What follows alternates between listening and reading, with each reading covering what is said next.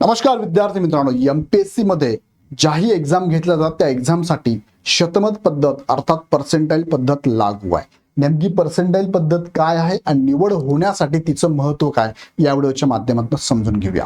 आतापर्यंत जेवढ्या exam MPSC घेत आलेली आहे, जसं की राज्यसेवेची एक्झाम जी गट अ आणि गट ब साठी राजपत्रित पदांसाठी आहे, त्यानंतर कंबाईन गट ब अराजपत्रित आणि गट क ह्या ज्या क्लर्क लेवलच्या एक्झाम आहेत त्यांच्यासाठी सुद्धा पर्सेंटाईल सिस्टम लागू आहे. मग आता नवीन विद्यार्थी जे सरळ सेवेच्या माध्यमातून एमपीएससी एक्झाम घेणार आहे किंवा ही एक्झाम कशी होणार आहे भविष्यात आपल्याला कळेलच, पण पर्सेंटाईल पद्धत लागू असेल का? सध्या तरी गट ब आणि गट क अराजपत्रित पदांसाठी पर्सेंटाईल पद्धत लागू आहे.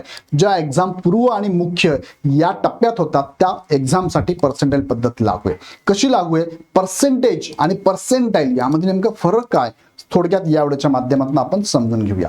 पण तिकडे जाण्यापूर्वी एक महत्त्वाची अनाउन्समेंट आहे.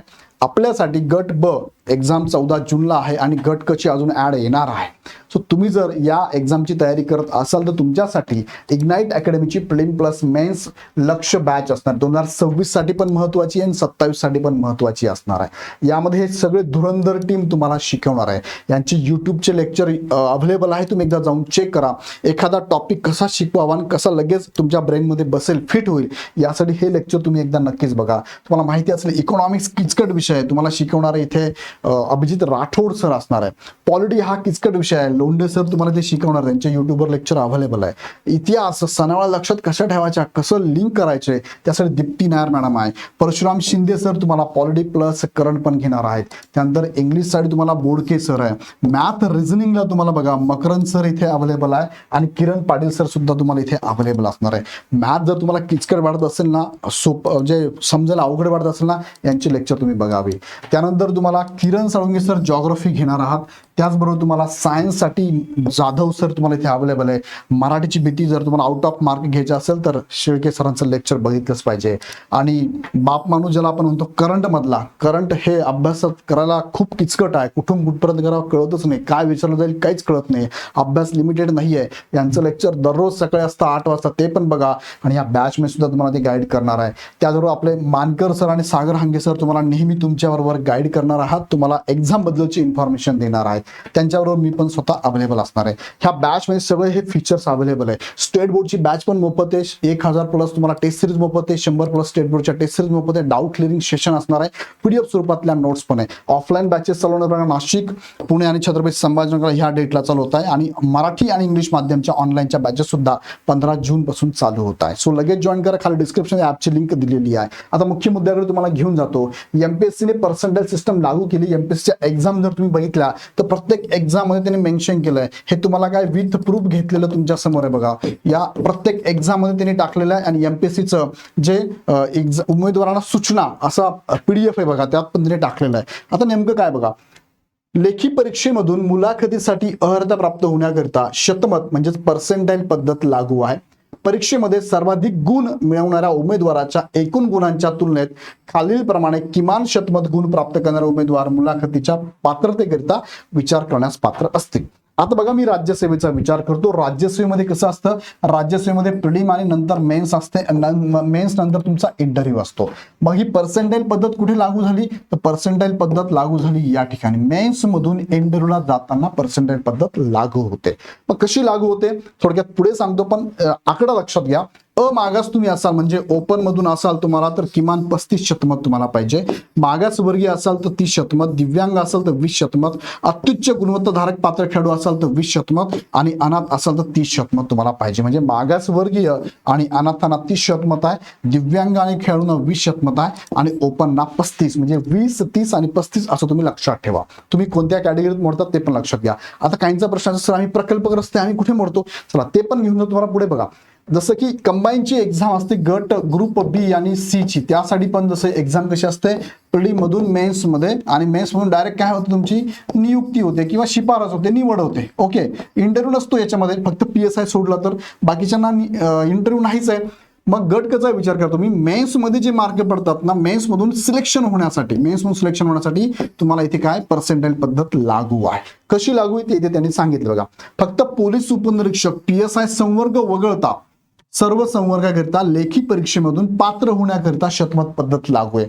PSI ला पण लागू आहे, पण कोणत्या टप्प्यावर लागू आहे तर पोलीस उपनिरीक्षक पदाकरिता लेखी परीक्षेमधून शारीरिक चाचणीसाठी पात्र होण्यासाठी शतमत पद्धत लागू आहे। कारण PSI ची आतापर्यंत काय इंटरव्ह्यू होत होती, इथून पुढे नसणार आहे। आता होत होती शिक्षी होती, तर तुमचं प्रिलिम झाली की मेन्स झालं की शारीरिक चाचणी आणि मग तुमचा इंटरव्ह्यू होत होता। मग शारीरिक चाचणी तुम्ही पात्र होण्यासाठी शतमत पद्धत लागू आहे। मग तुम्ही प्रत्येक प्रवर्गानुसार आहे, ओपन असाल तुम्ही तर ओपन साठी बघा परत 35 शतमत आहे, मागासवर्गीयांना 30 आहे आणि अनाथांना 30 आहे, दिव्यांग आणि खेळाडूंसाठी 20-20 आहे, त्यानंतर प्रकल्पग्रस्तांना 30 आहे, भूकंपग्रस्तांना 30 आहे आणि अंशकालीनला 30 आहे। म्हणजे 20, 30 आणि 35 इथे पण लागू आहे। तुम्ही कोणत्या कॅटेगरीत मोडता ते लक्षात घ्या। आता मी तुम्हाला सांगतो हे कसं कॅल्क्युलेट केलं जातं बघा।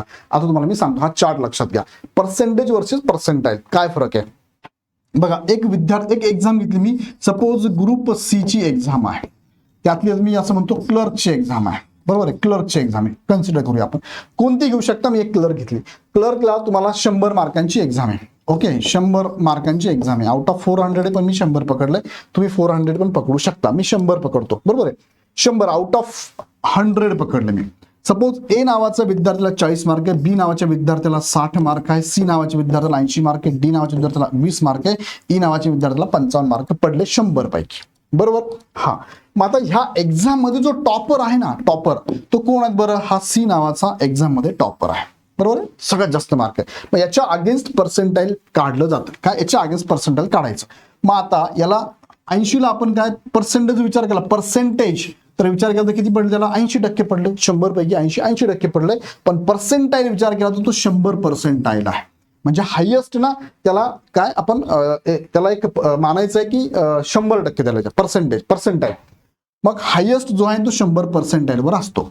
मग आता बघा ए विद्यार्थ्याला किती मार्क पडले, किती पर्सेंटाइल किती आहे, कसं काढायचं, जर आपण 80 मार्क ज्याला पडले त्याला आपण 100% मानलं, तर 40 मार्क ज्याला पडले त्याला किती पर्सेंटाइल मानायचं, ए नावाच्या विद्यार्थ्याला किती मानायचं ते कॅल्क्युलेट करायचं आहे। म्हणजेच ए इज इक्वल टू काय येणार आहे, 100 × 40 × 8 18 14 2 जा 18 2 15 जा 100, म्हणजे याला 50% पडले बघा।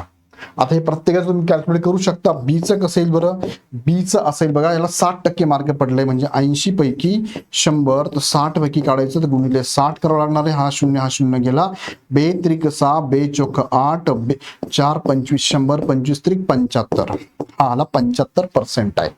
अशा पद्धतीने सगळे तुम्ही पर्सेंटाइल काढू शकता।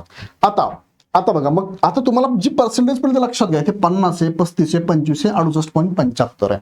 मग यामध्ये असं म्हणेल तुम्हाला मी, हा डी नावाचा जो विद्यार्थी, कोण डी नावाचा जो विद्यार्थी आहे, हा डी नावाचा विद्यार्थी कॅटेगरीमध्ये येतो, त्याला किती पडले पर्सेंटाइल, 25 पडले। पण इथे सांगितलं जातं कॅटेगरीमध्ये असाल तुम्हाला 30 शतमत पाहिजे ना, हायेस्ट जो पडला त्याच्यात 30 शतमत पाहिजे, याला आहे का 30 शतमत, नाही, म्हणजे हा इथून बाद झाला। भले त्याला आता इथे 2 पेपर आहेत ना, प्रत्येक पेपरनुसार विचार करता येते, काय प्रत्येक पेपरनुसार, म्हणजे पेपर 1 ला पण पर्सेंटाइल पाहिजे, पेपर 1 ला पर्सेंटाइल पाहिजे, पेपर 2 ला जेवढे पेपर असतात। आता ग्रुप सी चे मेन्स मध्ये किती पेपर असतात बरं, मेन्स मध्ये 2 पेपर असतात, 2 पेपरमध्ये पहिल्या पेपरचं सेम असं काढणार, दुसऱ्या पेपरचं सेम काढणार। मग आता असं म्हणूया आपण, हा डी नावाचा जो विद्यार्थी ना, ह्या डी नावाच्या विद्यार्थ्याला पेपर 2 ला तो हायेस्ट आहे, सपोज 200 पैकी याला असं म्हणूया आपण 150 मार्क हायेस्ट आहे, फक्त पेपर 1 ला त्याला अवघड गेलं जीएस आणि त्याला पेपर 1 ला मार्क मात्र कमी पडले, किती पडले, 20 मार्क पडले। मग आता काय होणार आहे, इथे तो अपात्र झाला ना, म्हणजे एक्झाम मधूनच अपात्र झाला, इथे लक्षात, एक्झाम मधून। राज्यसेवेला तुम्हाला तर जवळपास किती पेपर आहे, 7 पेपर द्यावे लागतात, बरोबर की 7, 8, 9 पेपर द्यावे लागतात जवळपास।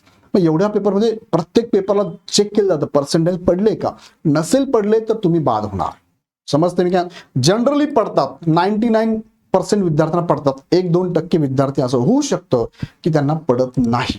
सो हा पर्सेंटाइल बऱ्याच जणांना माहितीच नाहीये, अर्थात माहित नाही म्हणजे होत नाही असं कधी, 1-2% विद्यार्थ्यांच्या बाबतीत घडतं, त्यामुळे हा जास्त लोकांना माहित नाही, विद्यार्थ्यांना माहित नाही, पण तरी समजून घ्या ही पर्सेंटाइल पद्धत आहे। आता तुमच्या लक्षात आला असेल मला काय म्हणायचं आहे, यात काही डाऊट असेल तुम्हाला पर्सेंटाइल मध्ये मला कमेंटमध्ये टाका। सो प्रत्येक कॅटेगरीनुसार तुम्ही काढू शकता किती शतमत पाहिजे, त्या एक्झाम मध्ये हायेस्ट, त्या पेपर मध्ये जो हायेस्ट असतो ना त्याच्या अगेन्स्ट तुम्हाला तेवढे मार्क पडले पाहिजे, त्याला म्हणतो आपण पर्सेंटाईल. बरोबर आहे. म्हणजे तुमची रँक पण कॅल्क्युलेट केली जाते, किती नंबरला तुम्ही आहात, तुमच्या पुढे किती विद्यार्थी, तुमच्या मागे किती विद्यार्थी, हे पण तुम्हाला कळतं. सो या संदर्भात तुम्हाला अजून काही अडचण असतं मला कमेंटमध्ये कळवा.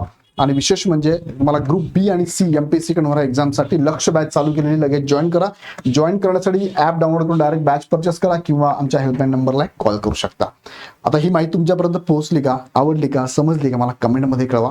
आवडली तर लाईक करून सगळ्यांना शेअर करा आणि असेच अपडेट बघण्यासाठी चॅनल सबस्क्राईब करून बेल आयकॉन क्लिक करा. पुन्हा व्हिडिओ आपण नेक्स्ट व्हिडिओमध्ये. धन्यवाद.